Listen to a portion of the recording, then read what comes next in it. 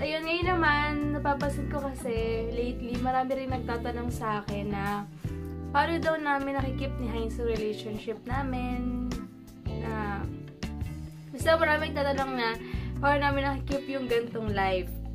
Una-una, para sa akin kasi, kaya nako pa nga ito iniisip, pagising ko sa umaga, sabi ko, ang dami na nagtatanong sa amin, or ang dami naghihingi ng advice, yung mga nagpi-PM, or kaya minsan dito sa comment box, nagtatanong sa akin. Siguro kasi makontento ka lang sa life, and maging center mo lang si God sa relationship nyo.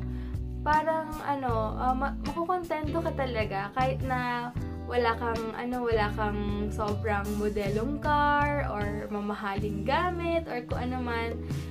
Masaya yung life, kontento ka lang, basta i-appreciate mo lang kung anong meron ka. And para sa akin ngayon, ang importante talaga is yung peace of mind. Yun ang importante sa akin ngayon. Ang masasabi ko siguro sa relationship namin ni Heinz, maganda sa amin kasi isa yung faith namin. And alam ko na minsan na parang sabi ako ng sabi about God, pero hindi siya minsan tugma sa mga, lalo na pag naiinis ako, anan ko nasasabing hindi maganda. Syempre, tao lang din naman tayo, diba? Parang, tao lang tayo eh. Kasi tsaka, pag may gusto talaga akong sabihin, ano yung nararamdaman ko, sinasabi ko talaga, as in wala na akong care kung anong iisipin sa akin, kasi yun ako eh. Ito ako yung gusto kong sabihin. Pero, masasabi ko talaga na isa rin sa nagpapakatatag in masayang life is with God talaga. And every week na kapag kami nafe-feed or nafe-feed nga yung namin, yung spirit namin, and lalong tumatagal kahit na may mga, syempre hindi naman, wala namang perfect, no? I mean, lahat naman tayo may pinagdadaanan, or nasa sa atin lang yun kung paano natin i-handle, and kung choice na rin natin yon, kung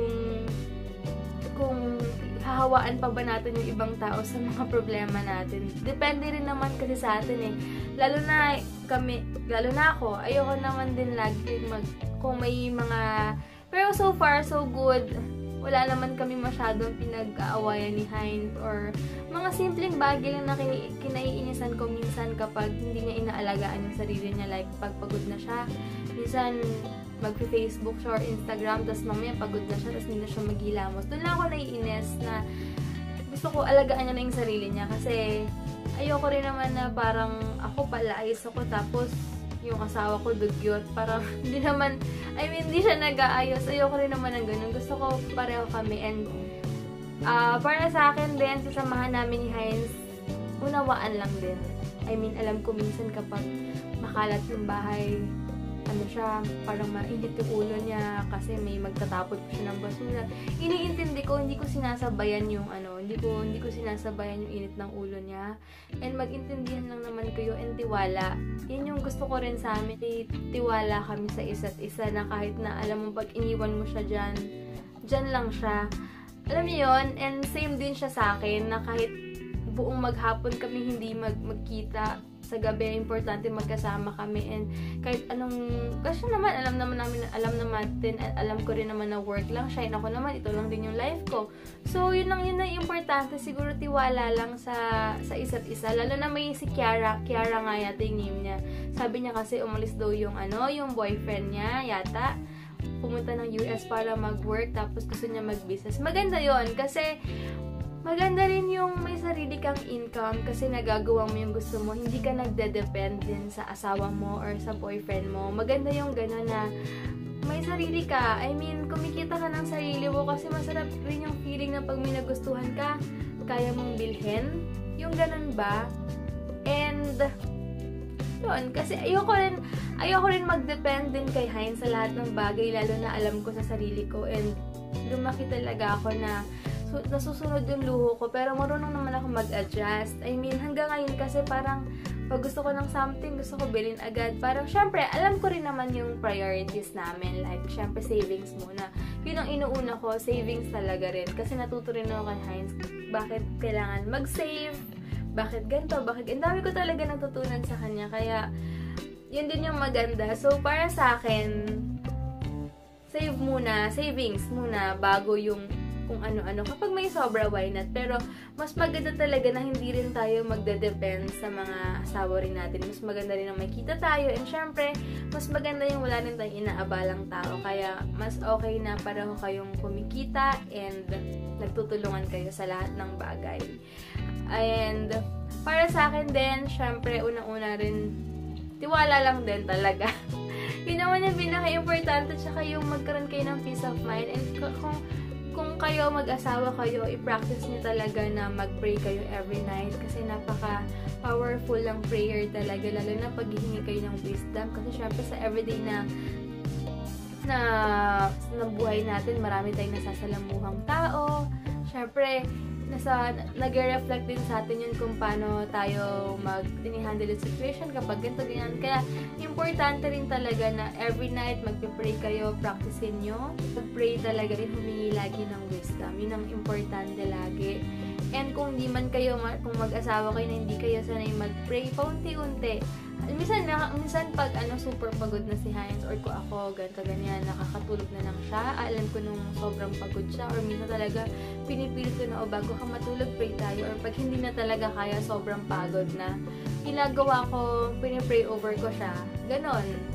Talagang importante kasi talaga and matutulong naman tayo makontento sa buhay natin. Saka natutuwa nga ako kasi syempre alam niyo naman di pa ako masyadong ganun kagaling magluto, pero tinatry ko naman. Alam ko naman lamang perfect, lahat naman yan kayang pag-aralan, di ba?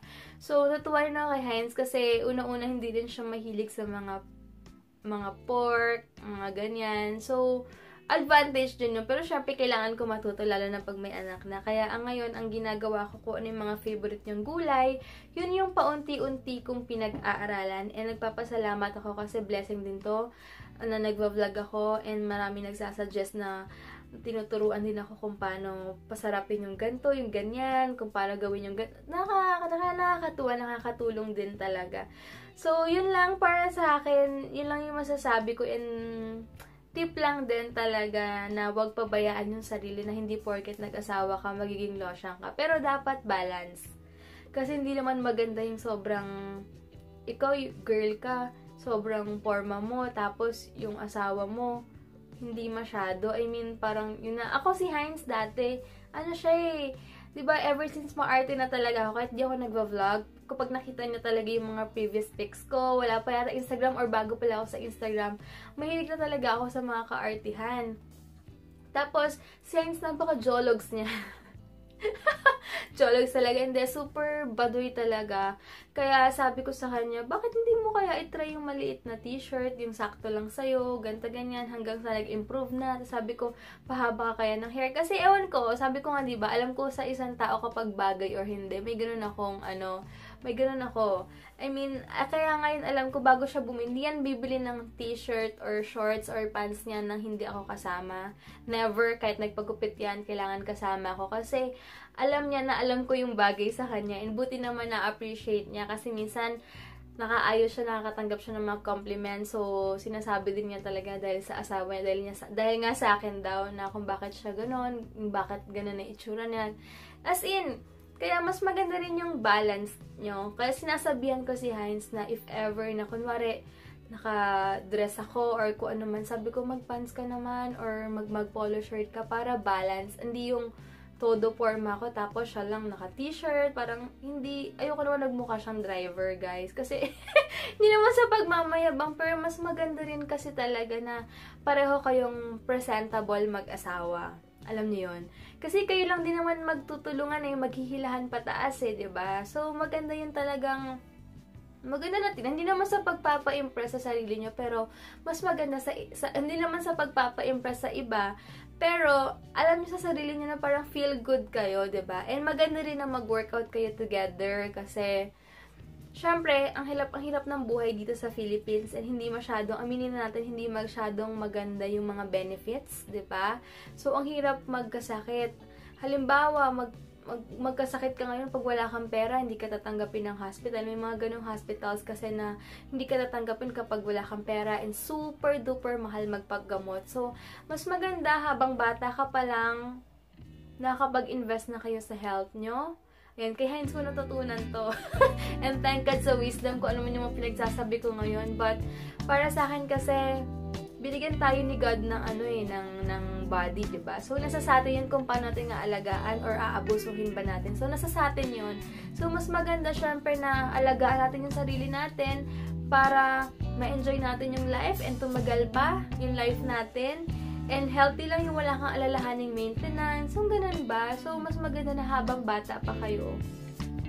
Habang bata pa kayo, mas maganda na mag-invest na kayo sa health nyo. Kasi para sa inyo rin naman yan. Siguro, hindi nyo nakikita yung effect ngayon, pero in the future, makikita nyo yan na buti na lang pala, nag-workout ako, buti na lang. Kaya na na-inspire din ako sa mga nakikita ko sa gym ng mga 40 years old. O kaya may mga lolo doon, ang lakas-lakas pa, nakakasabay sa body combat. Kaya natutuwa ako sa mga ganun kasi ang healthy-healthy. Tapos makita mo, nagsi-sit-ups. Parang wow, parang wala kang pagsisisihan pag tumanda ka. Kaya, yun din yung ginagawa ko ngayon na ayoko magsisi sa bandang huli na pagtanda ko na, ay sana nagawa ko pala to, ay sana ganito, ganyan. Diba? So, mas maganda rin na hindi tayo magpakalosyang kahit na may asawa tayo. Maganda yung compliment na parang, ay, mag-asawa na pala kayo para lang kayong mag-boyfriend o kaya, para lang kayong ganto. Para hindi halatang sobrang mag-asawa na. Kasi iba na yung generation ngayon eh. Lalo na sa may mga anak. Kung nakipapansin nyo yung may mga anak na sobrang sexy pa rin nila. Tignan nyo Sis Abby of Flowinista. Parang walang anak, sobrang sexy, fashionista. Yun na kasi yung mga bagong moms ngayon eh. Parang hindi mo masasabing nanay na parang sobrang cool pa rin, ang sexy, ang gaganda ng, alam nyo, ganda ng aura. Yung ganon, maganda yung, iba na kasi talaga, yung mga buntis nga, hindi ba sila Bianca Gonzalez, sobrang, kahit na ang buntis, ang sexy pa din, ang fresh ng fresh. Kaya, yun yung masasabi ko na wag natin pabayaan yung sarili natin, diba? And syempre, maganda rin nakikita ng asawa natin na sobrang, na ang fresh-fresh natin, ang bango-bango natin. Maganda yung ganon kasi, alam niyo naman alam niyo naman yung sa panahon ngayon, 'di ba? Masyadong iba na ngayon, iba na. Kaya mas maganda na mas alagaan natin yung sarili natin at magpaganda tayo, hindi para sa iba, kundi para sa asawa natin or sa boyfriend natin. Mas maganda yung mas maganda yung sabihin nila na maganda ka, fresh ka, sexy ka. Pero wala naman against sa mga hindi sexy or kung ano man. I mean, mas maganda lang kung ganon. If ever naman na medyo malaman ka, pwede pa naman i-workout yan eh. Pwede pa naman tayo mag-diet, mag-exercise. Kaya, yun, para sa akin kasi mas maganda talaga yung maganda ka rin, syempre, hindi lang yung syempre, bonus na lang yun na talagang palaayos na lang tayo and ma-appreciate talaga kasi maganda yung alam yun, maganda kasi yun talagang yung asawa mo, makikita ka na talagang inaalagaan mo yung sarili mo. Sabi nga nila, diba guys, na magre-reflect sa'yo kung paano ka alagaan ng asawa mo. I mean, kung paano rin kayong mag-alagaan sa isa't isa. Kung sa bagay, may mga choices naman tayo sa buhay natin. Pero sa akin guys, don't get me wrong, kasi ito para lang sa akin to. Kasi, yun yung nakikita ko sa ngayon eh. Kasi marami yun ako nakikita sa gym na mag-asawa na ang ganda tignan na kahit 40 years old na sila. Ang fit-fit nila. Tapos, iba eh, iba. Pero syempre, maganda pa rin na hindi lang panglabas na kaanyuan lang yung maganda sa atin. Syempre, yung inner din. Syempre,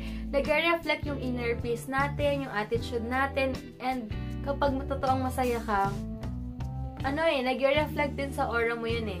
Kaya isang factor din yun na maging totoo lang tayo sa sarili natin, magpakabait tayo, and wag tayo mainggit kasi lagi na lang natin iisipin na never natin din i-compare yung sarili natin sa iba. Like, buti pa si ganito, bakit ganito siya ganyan? Bakit siya ganito? Ba't ang ganda ng ganyan?